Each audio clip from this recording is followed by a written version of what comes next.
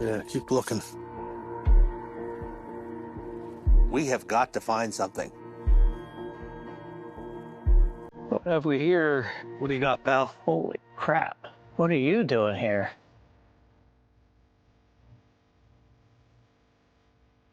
Take a look at that. Holy What'd I tell you? Yeah? Huh? It's known as the Death Coast, an area of rough sea in the North Atlantic that's claimed more than 6,000 vessels, casting those aboard and treasure into its turbulent depths. We gotta turn this thing around. Here we go. Gold, silver, and other priceless objects from the wrecked ships Oh my God, you're not gonna believe this. lie scattered across the ocean floor. Gold coin right there. That is gorgeous. But salvaging here has been banned for more than a decade, thanks to rampant looting. Now, Storm is brewing. Whoa, boy! after a long battle, third-generation shipwreck hunter Jeff MacKinnon has won the exclusive rights to dive in these treacherous waters. Ah! But he only has 8 weeks to do it. Are you okay? Can Jeff and his team find the treasure he seeks Find me something. before the stormy waters of the Death Coast It's time for us to get out of here. Pull him out, pull the dog out. make diving impossible?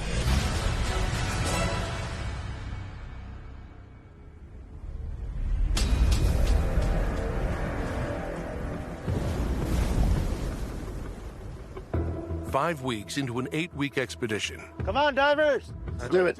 Jeff and his team of divers continue their search for the lost Feversham convoy, 4 British ships that sank off the coast of Nova Scotia's Scattery Island in 1711. Accompanying the Feversham were 3 transport ships, the Mary, the Joseph, and the Neptune, each of which was believed to be carrying significant funds. I have a target. I am attempting to dig it out. Last week, while searching the seabed west of the Feversham, the team made an intriguing discovery. Look at it right there. That's an M. I see it too. A bell fragment bearing the letter M leads Jeff to suspect that he might have located the final resting place of the Mary. That picture right after M, there's an A.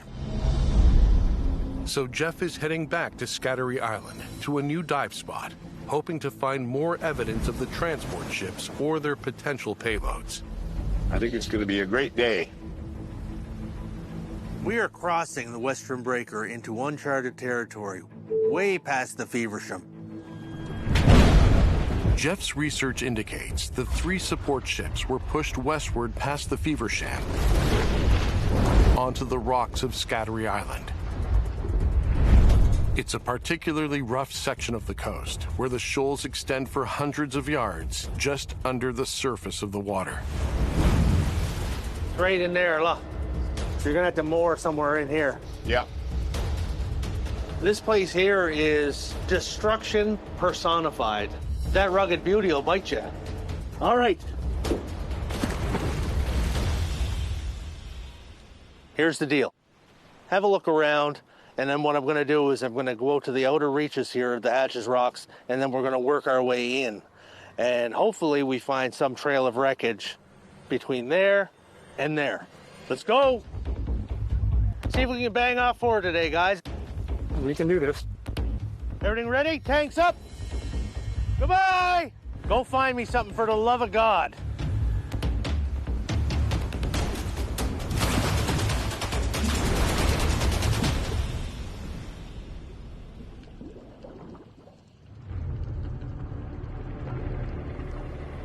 Comm check.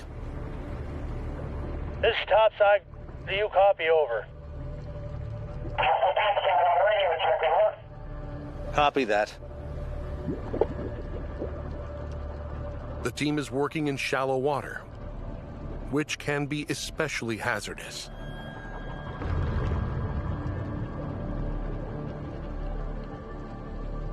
As the on topside, be advised, we've got a lot of surge here. And we're getting tossed around pretty good. It's going to be almost impossible to work us out here. It's really pushing around. Are you thinking you want to abort the dive? Is that what you're saying? Negative, topside. Do we can. Just a lot of surge. Groundswell. In shallow waters, the action of waves breaking on the shoreline creates a surge. A violent back and forth movement of the water, making it almost impossible for the divers to navigate under the surface or hold their position. Well, do you want to come out in deeper water a little bit? All right, topside. I'm trying to work myself a little deeper water here. All right, well, move out. Out. And the boys will follow you. Copy. Oh, my. Sooky. Sooks on top, sooks on bottom. We've got a lot of groundswell here. And that wind come on against the groundswell, and then you got the tide on the ebb. Conditions in there almost unworkable. Not seeing anything yet. The visibility's not great at the moment. Heading west. After 4 hours of diving, the team has moved 100 feet along the rugged coastline. So far, the search has come up empty. Stay alert. Are you guys still keeping on that southwest trajectory? We are headed in a southerly direction, and we are not seeing anything. Over. Copy that. Take your time. Frustrated by the lack of progress, diver Dan Griego moves back closer to shore. We have a good sand and gravel bottom here. Not much kelp. Copy that, sand and gravel. Keep up the search.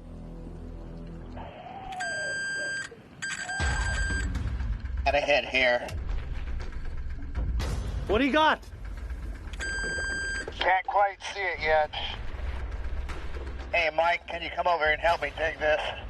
Copy that. What is that? I might have a piece of timber. Despite the encouraging discovery, time is running out for the divers. I'm digging, but I only have about 5 minutes of air left. And so far we got about 6 feet of it dug. Topside, we're both low on air, so we're gonna have to surface here. Mark it, please, and leave your buoy stuck to it. If you can get a good mark on us, then we can keep where this is at. We're heading up now.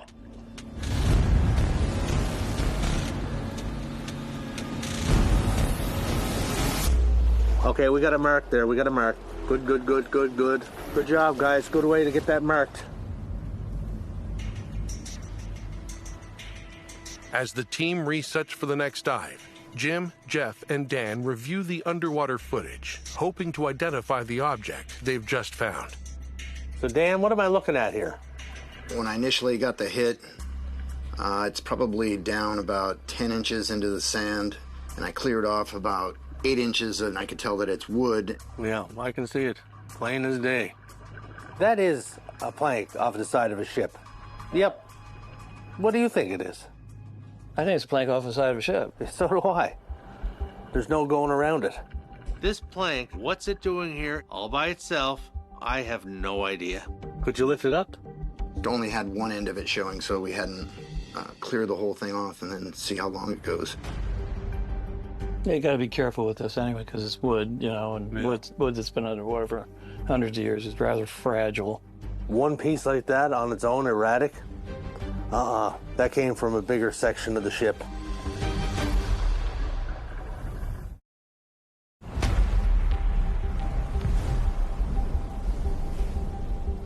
While searching for the Feversham convoy in a new spot off the Death Coast's Scattery Island, salvage diver Dan Griego makes a discovery. I might have a piece of timber. One piece like that on its own, erratic? That That came from a bigger section of the ship. Eager to find more clues, Jeff sends the divers back down to investigate. The good news is that this spot is sandy and has less kelp. The bad news is that it's right up on shore, right up into the rocks, and the current is a monster. To aid in the search, diver Dan Griego is taking the scooter down to help uncover more of the plank. All right, don't f this up. Find me something.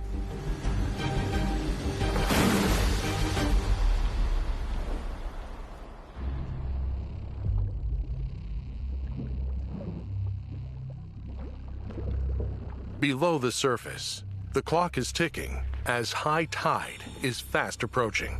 We'll have less than an hour to dive close to the rocks because that's when the tide picks back up. And when it does, I'm going to have to pull them out because then you're going to have the tide going against the wind, and that's going to create swell and waves. Okay, the piece of wood's set up pretty much how I first dug it out. We're gonna start cleaning this off.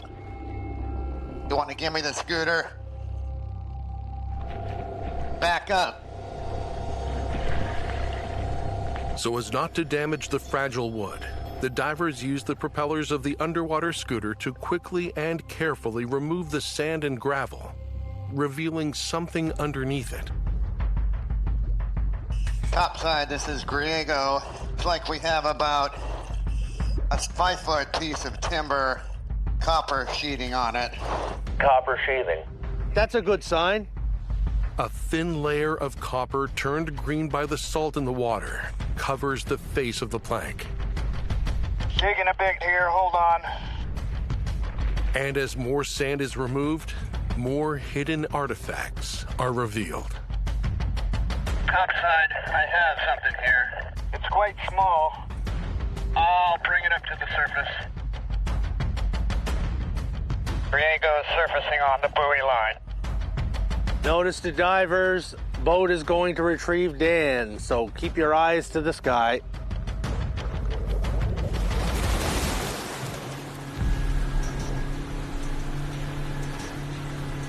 Because the plank is too big and too fragile, the divers once again leave it behind. What do you got for me? We have no idea. But this time they return with a handful of artifacts found nearby. A piece of loose copper sheathing and a copper nail. And the board that we're looking at, it's a board, it's not a timber. It is a 1.5 inch thick by maybe 8 feet long, maybe at the most. How about width? It's probably like a 2x8, but it is old and it is brittle, and it's not a timber from a ship by any stretch.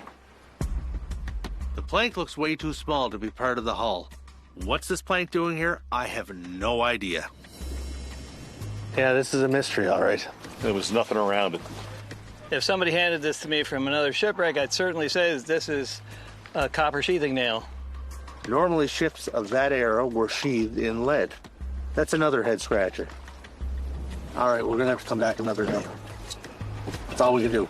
The team is anxious to search for more clues, but the tide is now at its highest, and so is the level of risk.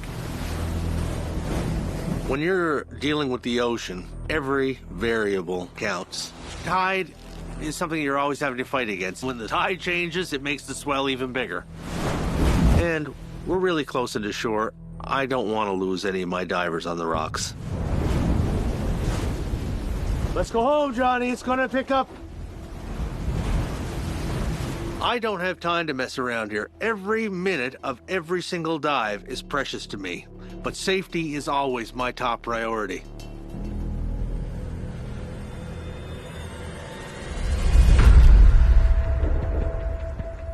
Later that evening, Jim meets with nautical archaeologist Annalise Dempsey to help solve the mystery of the wooden plank and see if it has any connection to the convoy.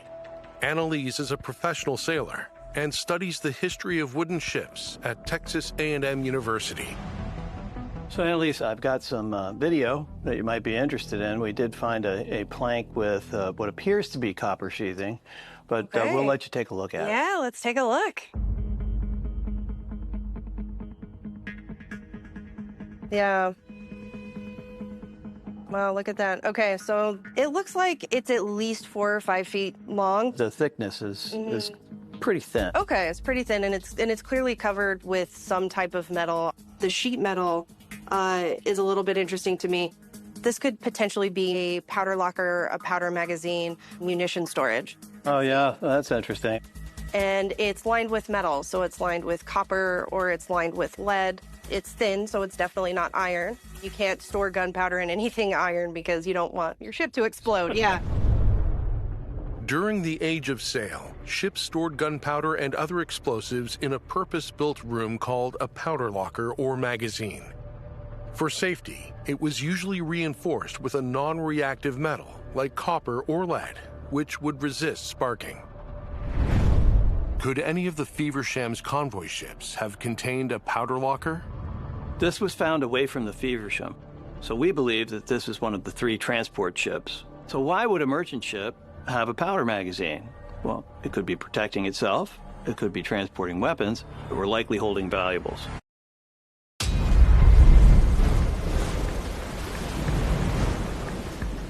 Building off the previous day's discovery, the team heads back to Scattery Island to continue searching for the Feversham's convoy.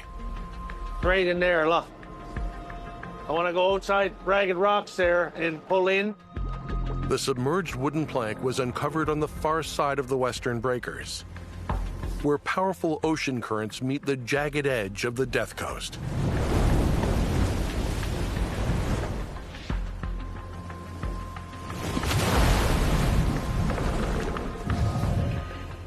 Let's head west. Right behind you. The plan is to start where they found the plank, then spread out, moving west in search of more artifacts. The current naturally pushes down the southern side of Scattery, and it'll push anything and everything in its wake, all to the west.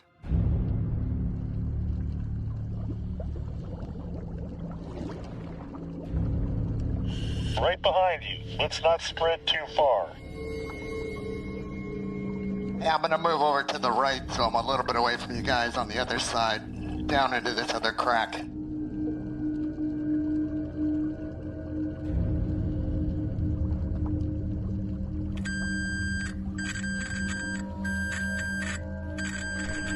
Topside, I have a hit. I'm not sure what it is yet. Dig it up, Mike. I want to know what it is. Copy that. While Mike Haas begins to investigate a hit on his metal detector, the other divers continue their search. We gotta get moving. Copy that. Outside, this is Griego. I have a hit, working it now. Copy that, Griego. He's got a hit too. Now we're getting somewhere. Talk to me here, fellas. What do you got? This is Griego. I have about an 8-foot section of concretion. Got some good news. I'm digging here. Across the topside, I have a big piece of concretion. Copy that. He's got a concretion too. We're into something. Over decades, metals from the shipwreck corrode in the salty ocean water, forming oxides and rust. Sediments settle onto the material, and calcium carbonate from the salt water binds the components together. Barnacles and corals contribute to the mass of the object. The result is a rock-like concretion that may encase artifacts, often preserving them as time capsules beneath the sea. There's concretion everywhere. We have a massive field of concretion here. It is gigantic. And you know what that means? It means shipwreck. As these objects form, small items like coins can be fused together and preserved in the cement-like crust. Break it off. Can you break it off? In my experience, concretion beds are often the repositories for the valuables. That concretion could hide treasure.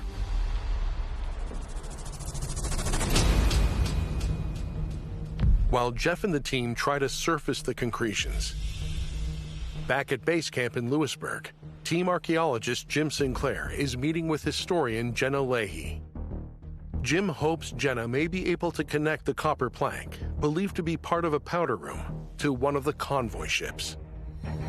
So what have you got for us, Jenna? Yeah, so we've been looking into the transport ships that accompanied the Feversham in 1711. The Mary, the Joseph, and the Neptune.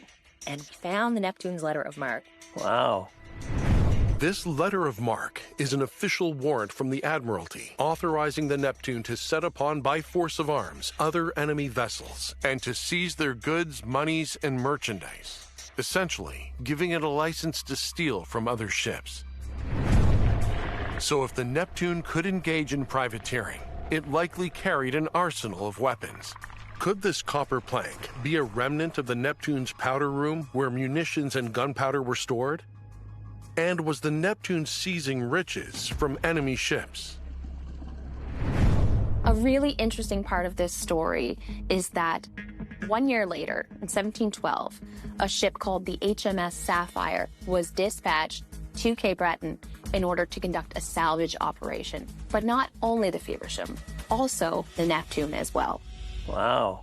They knew all of the survivors from these shipwrecks had already been sent back to New England, so they certainly weren't there to collect people. Right. Right? So they were there to collect the valuables from these ships. Holy smokes.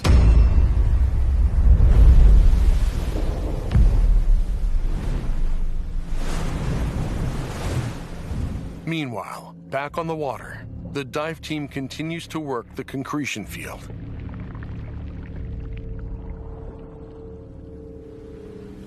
We're into something. See some what looks like shapes and small parts, but it's gonna take a while to dig this out, and we'll probably need some tools. Copy that. And unfortunately, concretion can be very, very tough to recover. Us, the topside, have been working on completion for the last 15 minutes or so, and not removable, over. So I'm low on air and I'm going to surface, over. Dive after dive, the team struggles to extract any of the heavy pieces embedded in the seafloor. We're gonna need a pry bar down here. It's really frustrating for not only them, but for me as well, because they spend a lot of time digging out a hit, and they use their air up faster. Topside, Grego, low on air, surfacing. Copy that. That's a colossal pain in my ass.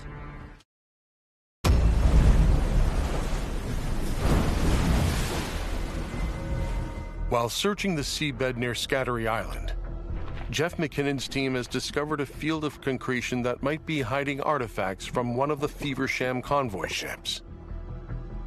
I've been working on completion for the last 15 minutes or so. But despite their efforts, the divers are unable to remove anything small enough to bring to the surface. I'm low on air and I'm going to surface, over. Copy that. As the sun sets on a long day of diving, the team must press pause on their attempt to salvage any of the concretion. If there's any treasure to be found inside, it will have to wait another day.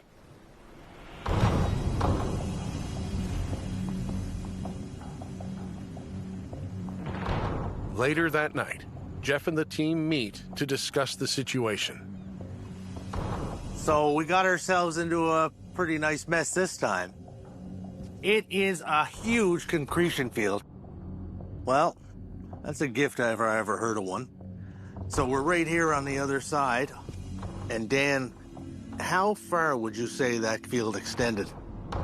It's actually from close in on the shore and then works its way all the way out. So that would be, what, a 10-year project if we were to set up right now? Obviously, we don't have 10 years.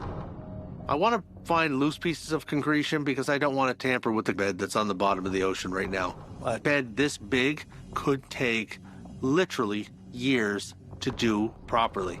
We know what the concretion from the Feversham looked like. It was clumps of coins everywhere. So if that holds true, then this site should be laden with goodies. Keep in mind, right up here on the Feversham, just down the road a piece, is where that ring came from, that 9 emerald, blue emerald ring and gold. In 1996, a team led by Jeff's father salvaged remnants of the Feversham, including concretion that proved to be hiding coins, jewelry, and other treasure. And that was in a piece about the size of your fist. Nobody knew it was there. Our conservator x-rayed everything in the lab back in the day, and lo and behold, here's this beautiful, perfect ring with 9 blue emeralds in it. Just a beautiful piece. That little tiny piece of concretion, you were working and found the gold earring inside it. Yeah, back in 2010. Right. It's amazing what that stuff can hide. You never know what could be inside. It could be coins, jewels, or some other treasure. You got to bring it up, and you got to go through it. There's tens of millions of dollars worth of treasure that has never been discovered on this fleet. And I really think that right here, that's the start of our unraveling of this mystery.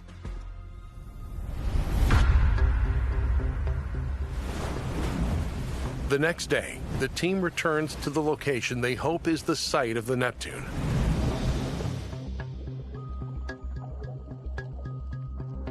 This is Pizio, Rigo on the bottom, heading west. Okay, Mike, let's go. Find me something good. We need to find pieces that have broken loose from the bottom, and that way we can determine what's inside of it. That way we can see whether or not we can identify the ship it came off of, or find some clue that might lead us in the right direction as to what ship it came from. This could possibly be from the Neptune. Just maybe we'll get lucky and find some treasure. Off the topside, just so you know, we're in a deep crevice, and it's lots of concretion on the bottom of the crevice. Over. Copy that.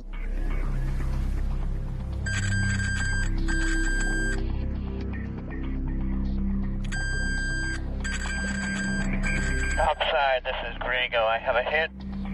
Copy that, Griego. The concretion forms around iron artifacts deposited on the ocean floor. And it's this iron the detectors are picking up. Topside, this is Griego. Got another large hit right next to the other spot. What do you got? Topside. Working it now. Copy that.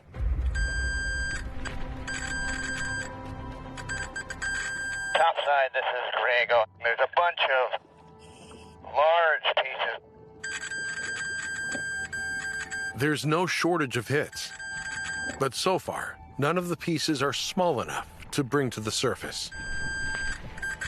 Topside, be advised, this hit's so big it's blanking the machine out. There's something here. Topside, some wrecked material here. That's what we're looking for. Topside, this is Pizio. I got this concretion out. Yeah, I want it, Mike. It's a good size. We need the yellow mesh bag. Copy that. You know, concretion, it's almost like a little wrapped gift. You know, you don't know what's inside till you open it up. And it could have anything in it.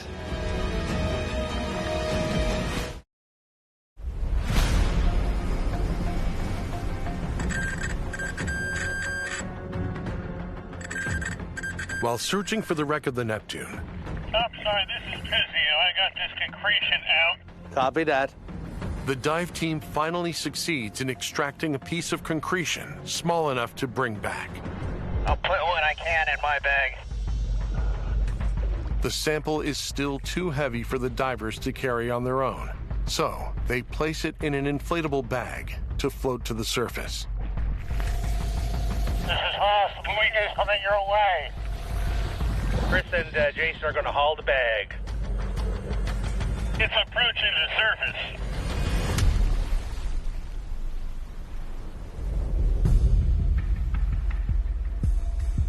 This is heavy. Yeah, how heavy is it? Heavy, 40 pounds. Ready? Pass it up. Drop it up on the gas. All right. Oh, you know what? Ooh. Look at you. Beautiful. Wow, it's huge. That's pretty cool. What's cool is how concretion holds things. Yeah. And how this was inside the concretion. They Yep. just hold on to it. So that's why you got to dig through all that to find out if it's holding anything. Oh, there could be all kinds of stuff in here. We have no idea what could be in this thing. This is big. This could have 10, 15, 20 different items in there for all we know. Weighs a ton. That's concretion. That's a rock. I'm sure there's a bunch of rocks. Kind of arced, This like is- it would might This be. is what I thought was the iron, yeah. Ah. That's iron. Is it? Yeah, it is. Absolutely. It's big. But what would it be? What would that iron piece be? It's up to you to figure out. I don't know. It's kind of arced like a cannon. See how it arcs here? See, it kind of arcs around. So could that be a piece of the cannon? Anything's possible. I think we're really onto something here. Yeah, me too. That's something interesting for the lab.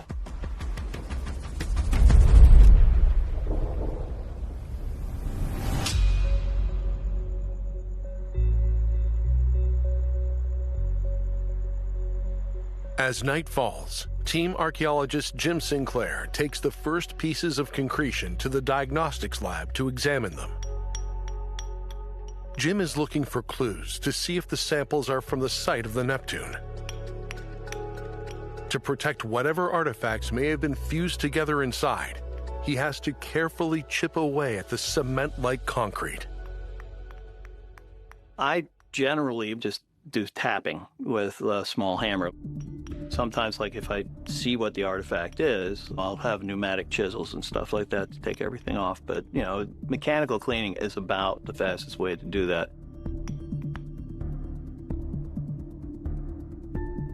Wow. That's cool. Buried in the concretion is what appears to be a musket ball, a piece of evidence consistent with the theory that the metal-clad plank may have come from a ship's powder magazine.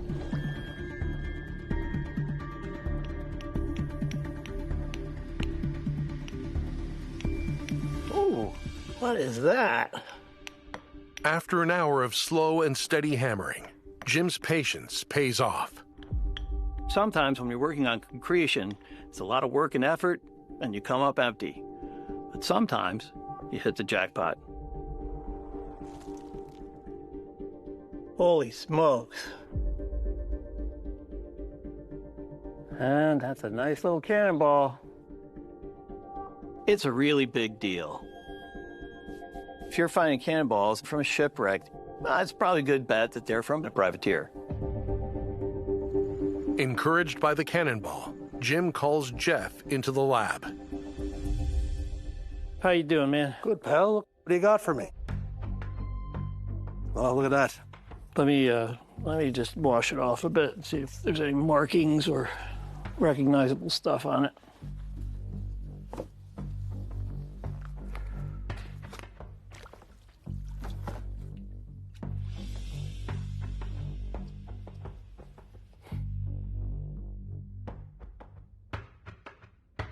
What are you saying there, Jeff?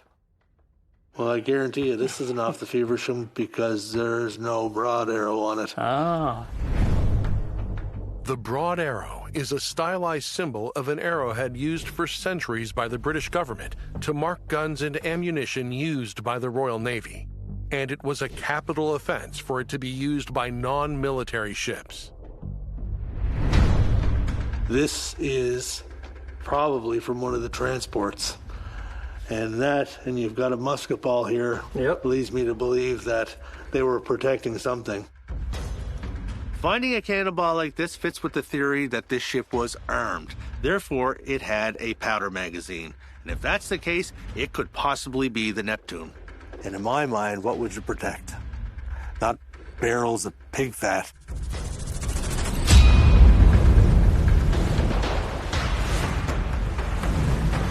With more evidence they may be on to the Neptune, Jeff leads the team back to the concretion field once again. All right. So what I want to do is go from there and cross-cut it on the way in. There's lots more down there. and I'm going to find out what it is. That's the treasure hunter inside of me. That's what's talking now.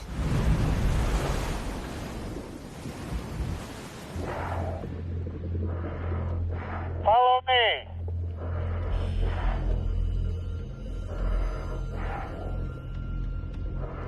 Stay in visual contact.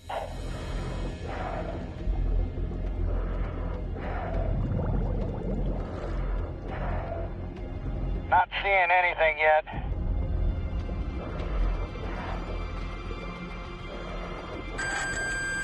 Off the top side, I have a big piece of concretion. Attaboy! Bring it to Daddy.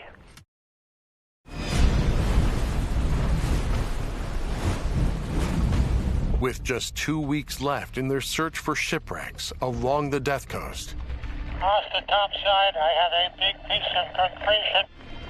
Jeff and the team have returned to the site they believe could be the final resting place of the Neptune and the treasure it may have been carrying.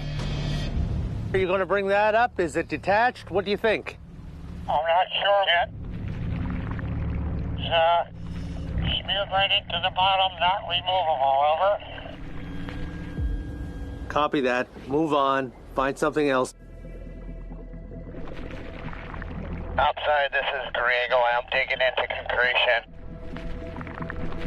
I'm not seeing any coin shapes, but I'm going to bring up a chunk of it anyway.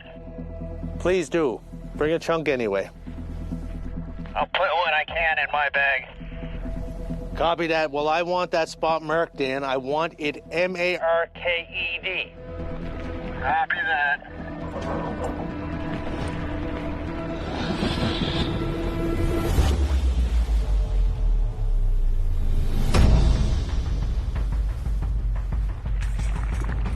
Over the next 6 hours, the divers continue marking and lifting any loose pieces.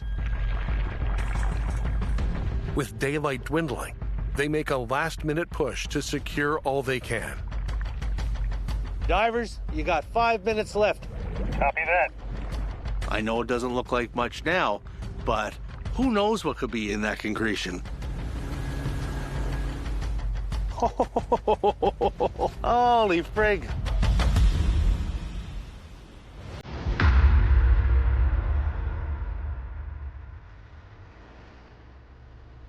That evening, Jim inspects the day's haul to see what, if anything, it might contain.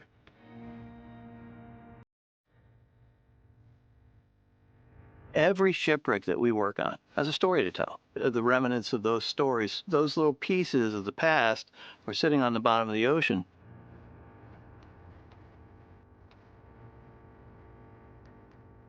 What have we here?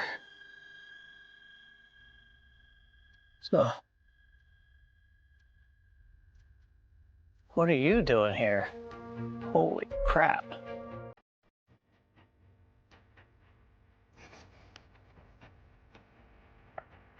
Beautiful. Gonna give Jeff a call. I was not expecting to find emeralds off the coast of Scattery Island. Jeff, What do you got, pal? take a look at that. Holy. What are those? Kind of look like emeralds to me. They come out of this? Came out of this. What'd I tell you? Yeah. Huh? There's treasure everywhere. In Cape Breton there is. Yeah.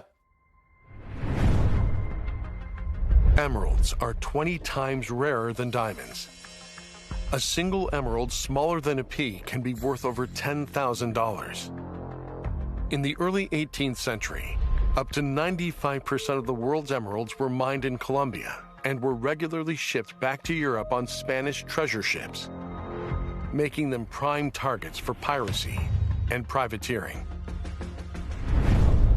I know Dad took diamonds off of the Feversham, but this is so far down the coastline. This is something absolutely new. I told you there was all kinds of treasure here. Yeah. Well, I'll tell you what, that to me looks like treasure's any more in there.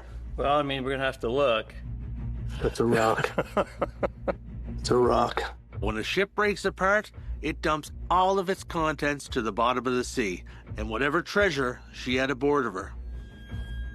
Yeah, keep looking. That, look, right there. Yep. There's another one there. Look. Oh, yeah, sure See? is. I'm a treasure hunter, and I've just found treasure. We found 5 emeralds so far. We just started doing this. I mean, And I knew this site was going to talk to us, and now she's talking. Look, there's another one there. Look. yep, sure is. 6. That. Look, right there. Yep. Is this one? Sure looks like it. Yeah, it is. That is 7. Those are beautiful. This right here, this is what we're looking for. Oh, yeah. If there's emeralds in there, there's other things in there. Coins, and lots of them. And more emeralds, and more jewels, and more everything. And I'm going to get it. Are the emeralds from the long-lost Neptune? The team could be on the cusp of a groundbreaking discovery, but they'll have to work quickly. The door to the Death Coast is closing, and with it, the chance to find any more of the privateer's plunder that might be hidden on the seafloor. Next, on the Death Coast. The storm's heading our way, fellas. As the weather continues to get worse, Topside, the current down here is insane. Topside, there's a shipwreck here. the team discovers a collection of mysterious items. Holy moly. Wow. We just found another coin.